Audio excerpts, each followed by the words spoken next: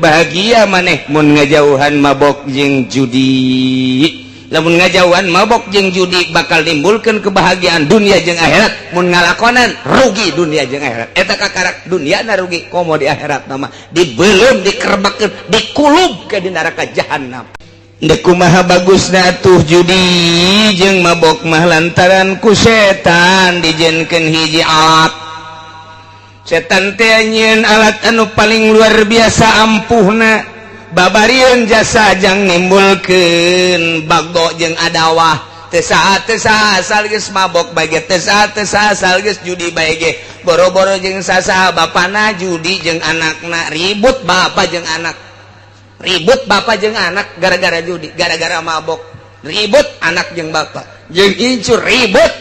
Iyalah pagawean jahat luar biasa. Tambahan deui wa yasuddakum